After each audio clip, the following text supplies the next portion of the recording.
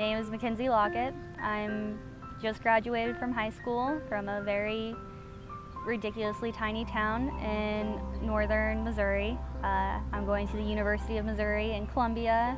I've lived with my mom my whole life, and then it was last April, last school year I mean, and my sister Christina called me and she's like, Mom's been arrested, and I was like, for what? And like I said, all my siblings are half siblings, and it was one of my half siblings' father, his dad. My mom was at his house, and the cops had reason to go in there and search, believing that there was drugs there. And they did find a meth lab, and because my mom was there at the time at 2 o'clock in the morning, she was arrested as well. And the bond was set very high, and like at first I didn't believe it, that my mom would have anything to do with it. And then I talked to my older brother, and he said that she had been participating and things like that. And with the relationship we had, it was kind of, I felt stupid for not realizing it earlier. And so she spent a long time in county jail going through the trial process, and it was actually just March when she was finally sentenced. And I think she took a plea bargain, and she will be released sometime next fall, I think.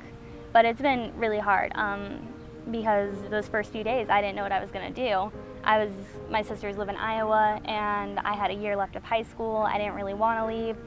There was nobody in town that I really felt I could go to. Luckily my brother moved in with me, but in a way that was really hard too, because he had 2 kids and their mother was in Oregon. They were separated, and so his kids really needed a lot of attention, and at the same time it was a really hard year to get through.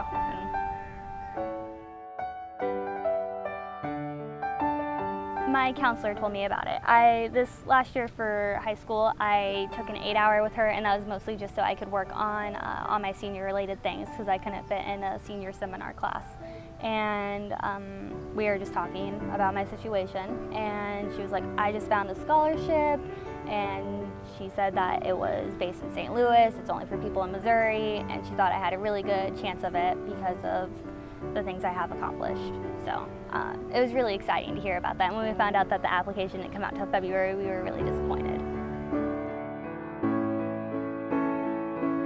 It was actually fairly simple, and that's not because of the application itself, but because I've had to do other applications that were ridiculously detailed.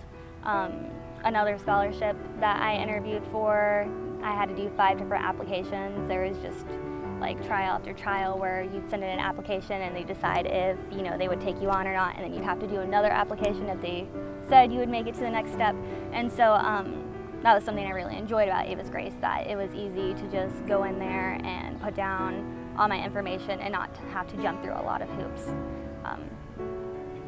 And then it was exciting to get to send it off, because I was hoping to hear back as soon as possible, which I knew I wouldn't hear till April, but it was nice to have it out of the way. Like I said, I had felt kind of confident about it. So waiting was very hard, and I think the paper said that I was supposed to know by May 15th, maybe not May 15th, April 15th or 10th, something, I don't know, the day, and it had been a couple days, and I was getting really worried because I was expecting to hear.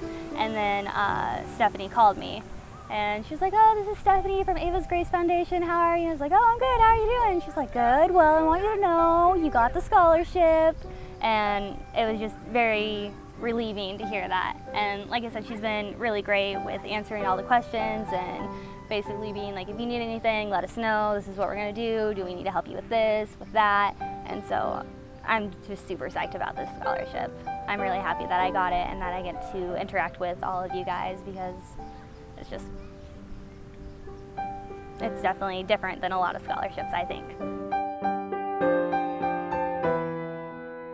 I plan on going to graduate school. I'm going to major in psychology, and I hope to be a psychologist. So I need to go to like 8 years of schooling for that.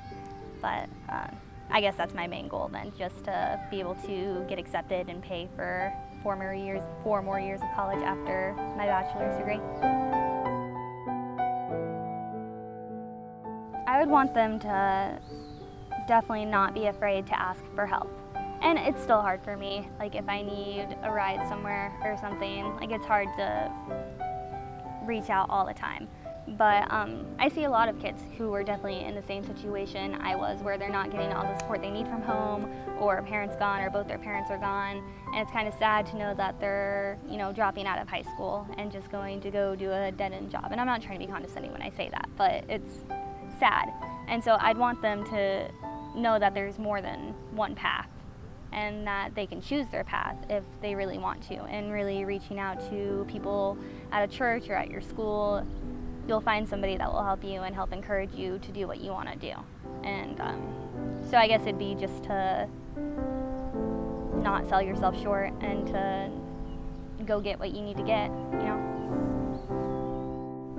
It was such a great idea to decide to fund directly children of incarcerated parents, because I guess I don't know any personally except for myself, but it is a difficult situation, and I think those children definitely need inspiration, and the Scholarship Foundation is definitely a good way to do that.